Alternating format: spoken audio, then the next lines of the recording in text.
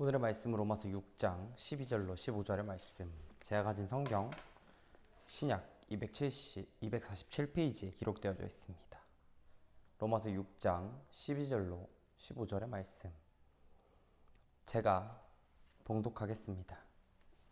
그러므로 너희는 죄가 너희 죽을 몸을 지배하지 못하게 하여 몸의 사욕에 순종하지 말고, 또한 너희 지체를 불의의 무기로 죄에게 내어주지 말며, 또 오직 너희 자신을 죽은 자 가운데서 다시 살아난 자 같이 하나님께 드리며 너희 지체를 의의 무기로 하나님께 드리라.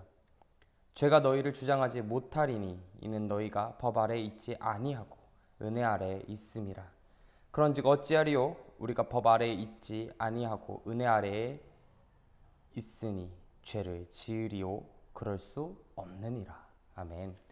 오늘의 말씀의 제목은 합당한 생활이라는 말씀의 제목으로 여러분과 이야기를 나누고자 합니다. 1967년 이스라엘 총리로 당선된 골다 메이어 여사에 관한 이야기가 있습니다. 그녀가 죽은 후에 발견된 책에서는 그녀가 이렇게 이야기하고 있습니다. 내 얼굴이 못난 것이 다행이었다. 나는 못났기 때문에 기도했고 못났기 때문에 열심히 공부했다. 그리고 또 이렇게 적혀 있었다고 합니다. 나의 약함은 이 나라에 도움이 되었다. 우리의 실망은 하나님의 부르심이었다. 이 골다 메이어의 수상이라는 자리에 있는 12년 동안 아무도 모르게 백혈병과 사투했었고, 그 어려운 과정 속에서 하나님을 붙들고 직분을 잘 감당하기 위해 그녀는 남모르는 생활을 이어갔습니다. 우리 중에 어떤 사람은 대학 교수로, 어떤 사람은 목회자로, 어떤 사람은 사업가로, 또 어떤 사람들은 다른 어떤 분야에서 특별한 부르심으로 한 걸음 한 걸음 나아가고 있습니다. 중요한 것은 다른 것과 비교하지 않고 나의 부르심을 떠나지 않고 최선을 다하는 삶이라는 것이겠죠. 그것을 통하여 하나님의 뜻을 이루고 하나님을 영화롭게 하는 삶은 귀하다 인정을 받을 것입니다. 우리 각자의 삶에 대하여 하나님의 계획은 서로 조금씩 다릅니다. 그래서 어떠한 사명은 좋고도 좋다고 이야기할 수도 있고, 서로를 비교하면서 질투해서는 절대 안 될 것들일 겁니다. 서로 경쟁할 필요도 전혀 없다라는 것이죠. 다윗이 부름받았을 때에는 양을 치는 어린 소년이었고요. 요셉은 노예였으며 다니엘은 포로였습니다. 우리는 하나님께서 중요한 인물을 부르실 때 부정적인 측면까지도 이용한다라는 사실을 인지하고 살아가야 합니다. 또한 하나님의 부르심에는 특별한 소명이 있죠. 역사상 많은 우리의 선진들, 위인들에게 있어서 하나님께서는 그들에게 주어진 합당한 부르심, 즉 적당한 생활이 있었다는 겁니다. 그들은 소년이일지 모르고 노예일지 모르고 포로일지 몰랐을지언정 그들이 불러지었던 그 순간엔 분명한 이유와 그들의 생활의 모습을 통해서 주님이 부르셨다라는 것이죠. 요한 웨슬레도 주님의 부르심을 받았던 그 시간, 1938년 5월 24일에 갑자기 가슴이 뜨거워졌던 그 경험, 그 순간을 통해서 개혁을 이루어야겠다는 생각, 여러 가지 이유들은 있지만 사람마다 각자에게 부르심, 즉 소명은 조금씩 달랐을 겁니다. 그리고 그들의 모습엔 동일한 것들이 딱 하나 있습니다. 바로 주님 안에서의 생활이라는 것이죠. 오늘은 그러한 점에 대해서 충분히 의미가 있는지에 대해 여러분과 나눠보고자 합니다. 과연 나의 노력과 나의 삶의 일부분이 과연 합당한 생활인지 얘기해 보고자 합니다. 12절을 보면 이 사도 바울은 죄가 다시는 성도의 몸에서 왕노릇하지 못하게 몸의 사욕을 순종치 말라고 이야기하고 있습니다. 여기서 보면 바울 사도는 성도의 몸을 가리켜 죽은 몸이라고 이야기하고 있어요. 이 말은 비록 성도가 영적으로는 그리스도와 함께 죽고 그리스도와 함께 부활하여 다시 살아났지만 성도의 육신은 한 번 또 죽어야 할 몸이라는 의미에서는 동일했다라고 자기는 보았다는 것이죠. 또한 성도의 몸은 아직 구속받지 못하여 그 안에서 아직 옛사람의 본성이 찌꺼기가 남아있다라는 의미를 이야기하는 것입니다. 여기서는 후자의 의미가 조금 더 가깝게 사용되었습니다. 앞에 거보다 뒤에 방금 얘기했던 게.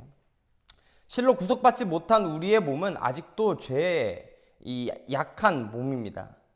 죄의 약한 속성을 우리의 몸은 언제나 지니고 있다는 것이죠. 죄의 유혹을 받으면 그 죄에 쉽게 반응하고 동조하는 속성을 지니고 있습니다. 그러므로 우리는 우리의 몸이 죄의 종로로 타지 않도록 늘 죄에 대하여 반대할 수 있는 힘을 길러야 됩니다. 몸의 사욕, 몸에 좋아 보이는 것들을 따르지 않도록 말입니다. 바울은 내가 내 몸을 쳐 복종하게 한다고 고린도전서에서 이야기하고 있습니다. 내 몸을 쳐라는 말투는 권투 용어로서 이 자신을 녹다운 시키는 것을, 철저하게 무너져 내리는 것을 말합니다. 곧 몸이 사욕을 철저히 굴복시키는 것입니다. 사리사욕을 말하는 것. 이렇게 우리가 우리 몸의 사욕을 쳐서 복종시킬 때 우리는 죄가 우리의 몸에 왕노릇하는 것을 말하는 것입니다. 막을 수 없을 것이에요. 여러분, 우리가 아무리 말씀과 성령으로 거듭났다 해도 우리 몸속에는 타락한 옛사람의 본성의 찌꺼기가 조금은 남아 있습니다.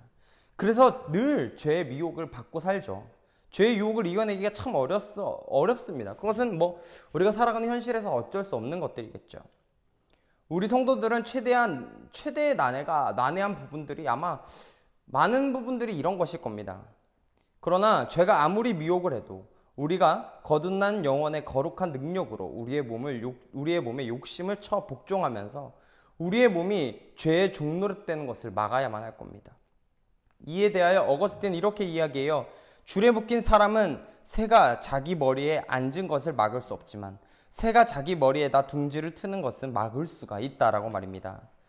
거듭난 성도들에게 있어서 죄가 자기 몸에 왕 노릇하는 것을 막는 것은 능력이 분명히 있을 겁니다. 그것은 거듭난 성도들에게 성령님이 계시기 때문에 그들은 막을 수 있는 능력이, 즉 우리에게 능력이 있기 때문이라는 것이죠. 그래서 바울은 갈라디아서 5장 16절에 이렇게 이야기해요. 너희는 성령을 쫓아 행하라. 그리하면 육체의 욕심을 이루지 아니하리라 라고 이야기하죠. 여러분은 성령을 쫓아 행하고 몸을 바쳐 복종하는 것에 여러분의 몸을 의의 병기로 만들며 살아가야 됩니다. 불의한 것에는 거룩한 것을 이길 수 있는 힘과 능력이 있기에 불의한 것을 이기시고 살아나가야 한다는 것이죠.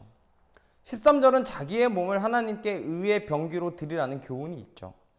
바울은 우리의 지체를 불의의 병기로 죄에게 드리지 말고 의의 병기로 하나님께 드려야 한다고 이야기하고 있습니다. 이 특별히 바울은 죽은 자 가운데서 다시 산 것 같이라며 자신을 하나님의 의의 병기로 드리라 촉구하고 있죠. 고대 세계에서 왕에 대한 반란이 자주 일어났었습니다. 반란군은 순회를 무지한 사람들을 미혹하여 반란군에 가담시키게 했죠. 그런데 이 왕의 군대와 전투하여 패하면 많은 반란군이 포로가 되었습니다. 이때 인자한 왕은 포로를 잡아 반란군을 그 죄에 사면해 줍니다. 그러면 옛 반란군은 감격하여 자기의 잘못을 뉘우치고 왕의 군사가 되어 반란군과 싸우기로 맹세하게 됩니다. 죽어 마땅한 자가 사면받고 다시 살게 되었으니 자신의 몸이 어떻게 되든 왕에게 복종할 수밖에 없는 것이겠죠. 이처럼 성도도 전날에는 하나님의 반역자여 죄의 종이었을지도 모르지만 사단의 군사였을지도 모르지만 하나님의 반역된 삶을 살았을지는 모르지만 어느 순간 죄로부터 구원받아 그리스도의 왕의 자녀가 됨으로써 그 모든 것을 이겨내고 정정당당하게 싸울 수 있는 우리가 되어야 할 것입니다. 몸에 성령님을 모셔놓고 그 몸에 불의의 병기를 드리려고 한다면, 하나님에 대항하고 공격하려 한다면 이 어찌 이율배반적인 인간의 행동이라 이야기할 수 있겠습니까? 우리는 이런 이율배반적인 행동을 해서는 안 될 겁니다. 우리는 우리의 몸과 지체를 오직 의의 병기로 하나님께 드려야 할 겁니다. 그러면 사람이 하나님의 은혜의 포로가 된 참 성도가 될 것이죠. 15절은 사도 바울이 은혜 아래 있는 성도의 자세에 대한 교훈의 얘기입니다.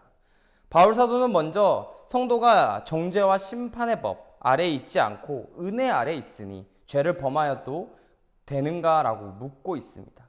그리고 그 대답은 매우 짧고 명료합니다. 그럴 수 없다.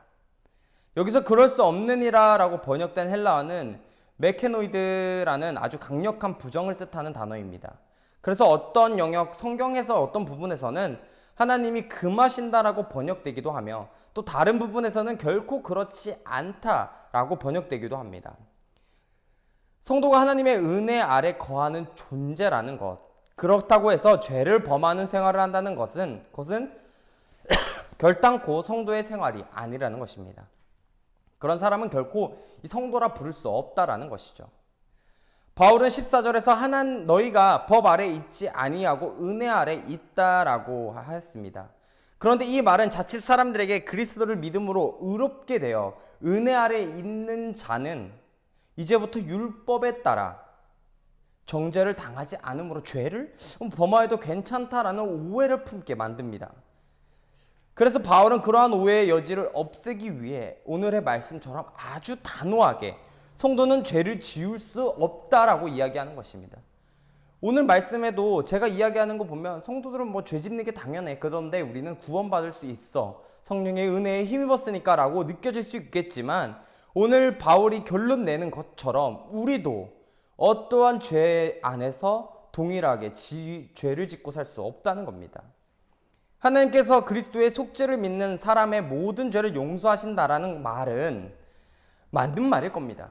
이제 그리스도 예수 안에 있는 자는 결코 이 지옥에 갈 정죄를 당하지 않습니다. 과거의 죄, 현재의 죄, 미래에까지의 지을 모든 죄들을 주님은 용서해 주셨기 때문이죠. 그러나 그렇다고 하여 죄 가운데 거하고 죄에게 범하여지는 그 모든 죄 속성을 다 내가 품고 있다고 한다면 결코 하나님의 선 죽고 다시 부활하신 자리에 동행하는 그리스도인이라 이야기할 수 없을 것입니다. 즉 연합하여 살아가는 삶의 모습이 즉 적당한 생활이 될 수 없다라는 것이죠. 만일 자신이 은혜 아래 있다고 죄를 거리낌 없이 범하는 자가 있다면 그는 하나님의 은혜를 도리어 이 자신의 욕망으로 바꾸는 자로 결코 거듭난 자라 이야기할 수 없을 것입니다. 그는 사탄의 하수인이여 죄의 종노릇하는 자에 불과할 것입니다. 그러므로 자신이 하나님의 은혜 아래 있다고 생각하는 성도는 반드시 그 은혜에 합당한 삶으로 살아나가야 한다는 것입니다. 그렇다면 하나님의 은혜에 합당한 생활은 무엇일까요? 먼저는 예수 그리스도의 속죄 은혜를 귀중히 여기는 것입니다. 즉 구원받았다라는 사실, 그 은혜만으로도 감사하며 생활할 수 있어야 된다는 것이죠. 이 은혜를 감사하고 천하의 어떤 보아도 귀하게 여긴다면 그 귀중한 것은 굳게 붙들고 살아가는 성도들에게 있어서 하나님의 은혜는 언제나 합당한 보답으로 돌아올 것입니다. 그 다음에는 당연히 하나님이 주신 은혜의 목적이 이루어지는 성도가 하나님의 은혜에 합당한 생활을 하는 성도겠지요. 하나님이 성도에게 구속과 용서와 이 생명의 은혜를 베푸신 목적은 이 성도를 하나님의 자녀로 삼으시라는 것이었습니다. 그래서 영생을 얻게 하시고 하나님 나라의 기업으로 그리스도와 함께 얻게 만드시려는 것이었죠. 그러므로 성도는 하나님의 자녀다운 생활을 해야 합니다. 특별히 하나님의 자녀다운 생활에 모범을 보이는 우리가 되어야 하겠지요. 그러므로 그리스도의 도를 닮아 죄를 미워하고 하나님의 의와 사랑을 본받는 생활을 하는 것이 곧 그리스도를 닮아가는 생활이요 하나님의 은혜에 합당한 생활일 것입니다. 이 마지막으로는 하나님의 은혜에 합당한 생활이란 하나님의 열매를 맺는 생활일 것입니다. 온갖 착함과 의로움과 선한 열매를 그 삶에 맺고 성령의 열매를 맺으며 이 전도의 열매를 맺는 생활을 해야 할 겁니다.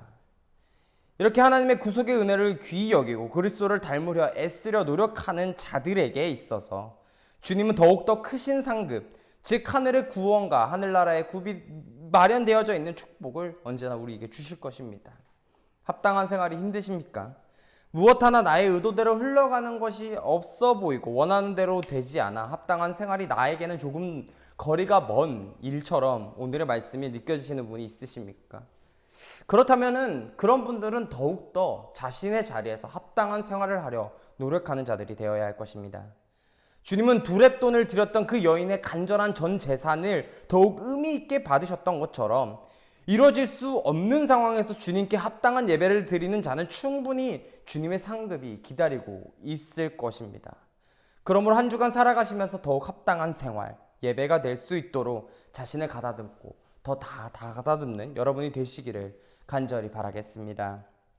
다 같이 기도하시겠습니다. 사랑이 많으신 하나님, 하루하루를 버티며 살아가는 것이 우리 인생에 너무나 어려운 하나의 몫이 되어버렸습니다. 그런데 그 가운데서 주님만을 사랑하고 주님만을 닮아가기 위해 노력하는 우리 그리스도인들이 조금 더 합당한 생활, 어렵다 포기하는 것이 아니라 뒤돌아 주님을 부인하는 것이 아니라 합당한 생활로 주님과 함께 할 수 있도록 붙들어 주시옵소서. 그래서 언제나 주님 아버지께 잘했다 칭찬받고 모든 것들로부터 사랑을 느끼며 살아갈 수 있는 좋은 그리스도인들 될 수 있도록 붙들어 주시옵소서. 사랑이 많으신 예수님의 이름으로 기도합니다.